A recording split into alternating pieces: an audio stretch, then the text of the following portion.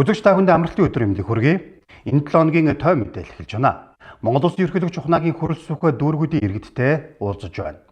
Эрдэнэс 5-7 хувьцааг өвлүүлэх асуудлыг шийдлээ. Энэ онд 5 аймагт нарны цахилгаан станц ашиглалтанд оруулна.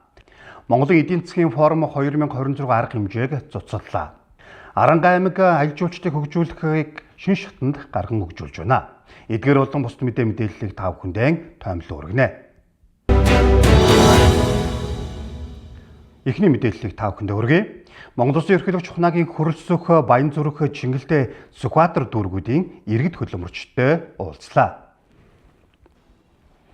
Эхний ажилласан дүүрэг Баянзүрх дүүрэг. Баянзүрх дүүрэг шинжлэх ухаан, эрдэм шинжилгээ, батлан хамгаалах, зэвсэг хүчний анги нэгтгэл, томоохон эмнэлэг их сургууль, аж ахуй нэгж, зах худалдааны төв, төвөг соёлын дурсгал, усны ундраг, байгаль, экологийн үзэсгэлэн зохицуулсан газар олонтой.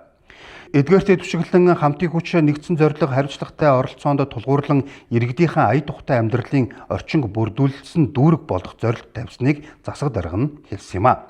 Сүүлийн 5 жилд улс нийслэл дүүргийн төсвийн хөрөнгө оруулалтаар 14 цэцэрлэг, 2 сургууль, 5 эмнэлэг, ахмад настан хүүхэд хөгжлийн бэрхшээлтэй иргэдэд зориулсан төвүүд ашиглалтанд оржээ.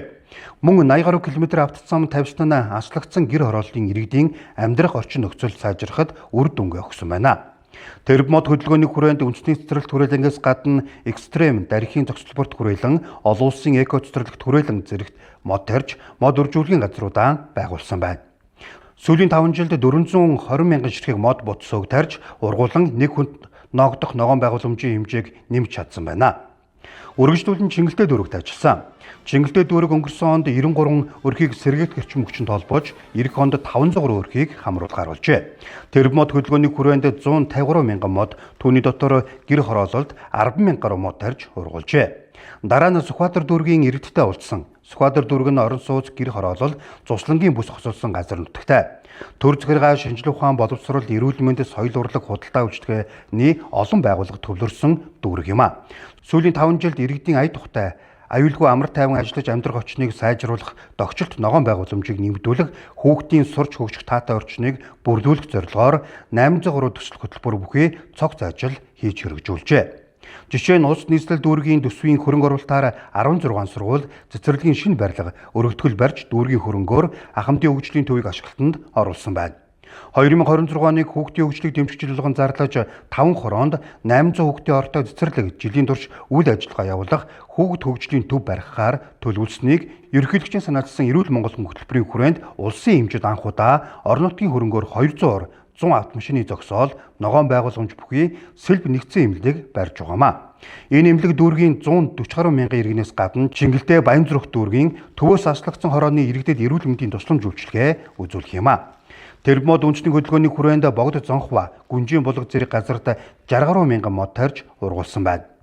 Дүүрэг иргэдийнхэн амралт, чөлөөт цагаан өнгөрөөх хүүхэд залуусыг нийтийн биеийн тамираар хичээллэж, эрүүл зөв хандлагатай хүн бол төлөвшгөд зориулж 3 га талбайд цэцэрлэгт хүрээлэн бүхий спорт зохицолборыг дүүргийн хөрөнгөөр барьж энэ онд ашиглалтанд оруулах юм а. Эрдэнэс 5-7 хувьцааг өвлүүлэх асуудлыг шийдлээ. Эрдэнэс 5-7 хувьцат компани хувьцааны талаар авах зарим арга хэмжээний тухай засгийн газрын тогтоол батлагдлаа. Тус тогтоолоор 2020 оны 12 дугаар сарын 31-ний байдлаар үнд цаасныг төвлөрсөн хадгаламжийн төв хязгаарлалт хувьцат компаниг бүртгэлд Эрдэнэс 5-7 хувьцат компани хувьцаа эзэмшиж байгаад нас барсан 132,203 иргэний хувьцаа өвлөгдөх нөхцөл бүрдсэн юм а.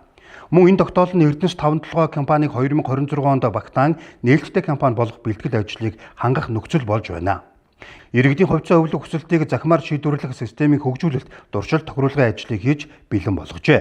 Оролцогч байгууллагуудын харилцан мэдээлэл солилцох, бүрдүүлэх, иргэдэд хувьцаа ногдол ашиг өвлөх талаар нэгдсэн ойлголт мэдээлэл өгч сурчлан таниулах зэрэг бэлтгэл ажлыг хангах зорилгоор энэ тогтоолыг 2026 оны 6 дугаар сарын 1-ээс дагаж мөрдөнө.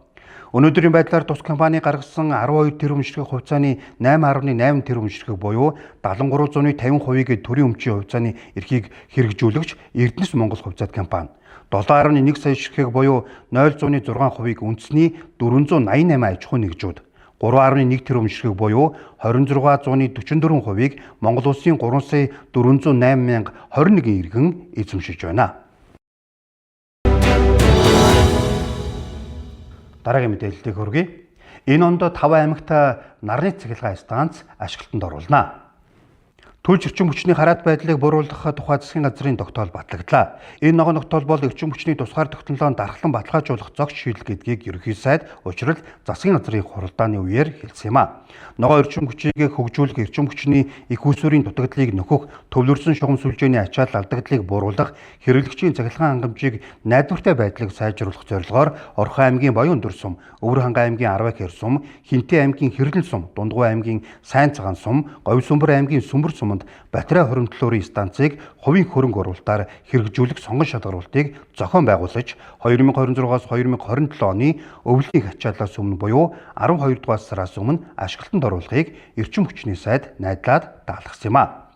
Тогтоолыг хэрэгжүүлснээр сэргийгдэх эрчим хүчний хэрэглээ нэмэгдэж эрчим хүчний импортын хамаарал буурч агаар эмх хөрдөл хүлэмжийн ялгарл багасгах, цахилгаан тээврийн хэрэглээ болон дэд бүтэц зэвчимжиж ногоон санхүүжилтийг хүртээмж сайжрах улмаар Монгол Улсын урт хугацааны ногоон хөгжлийн зорилтын хэрэгжилтэнд бодит ахиц гарна гэж үзэж байгаамаа.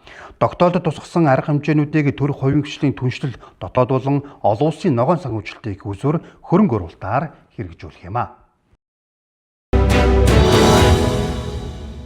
Монголын эдийн засгийн форум 2026 арга хэмжээг цуцлалаа. 2026 оны 6 дугаар сарын 29-ноос 30-нд зохион байгуулахаар төлөвлөсөн Монголын эдийн засгийн чуулган 2026 арга хэмжээг цуцлахаар тогтлоо. Олон улсын геополитикийн хурцлмал байдал болон том гүрнүүдийн худалдааны сөргөлдөөнөөс шалтгаалan нийлүүлэлтийн сүлжээнд дасгал үүсэж түүхийд эрчим хүчний үн огцом хэлбэлзэж байна.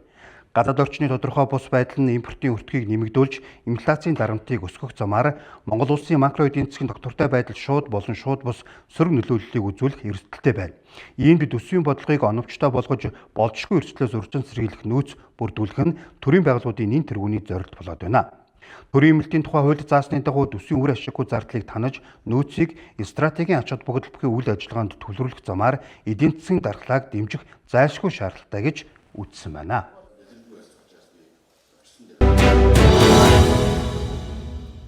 Үргэлжлүүлэн та бүхэндээ гэрэл зургийн дууранд буусан онцлог зургнуудаас хүргэе.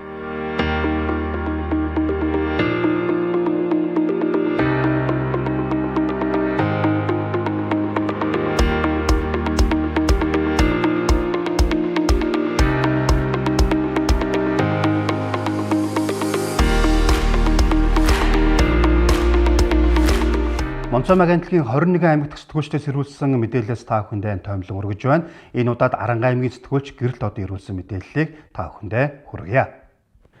Аранга аймаг аялал жуулчлалыг шинэ шатанд хөгжүүлж байна. Аранга аймаг хувийн хвшлийн оролцоог нэмэгдүүлэхийг чухалчилж энэ удаагийн хамтын ажиллагааг төрөх хувийн хвшлийн түншлэлийн эхлэл болгон хөгжүүлэх зорилт тавин ажиллаж байна. 2026 онд Цэцэрлэг хотын аялал жуулчлалын хот болгон хөгжүүлэх зорилтыг танилцуулж, энэ хүрээнд үйлчлэгээний чанар бүтээмжийг нэмэгдүүлэх, аялал жуулчлалын бүтээгдэхүүнийг төрөлжүүлэх ажлуудыг үе шаттай хэрэгжүүлж байгааг онцолсон юм а. Аранга аймгийн аялал жуулчлалын онцлог нь Ара комплекс юм. Энэ удаагийн аялал жуулчлалын салбарынхны зөвлөгөөнд Ара фестивал 2026-гийн бэлтгэл ажил байлаа.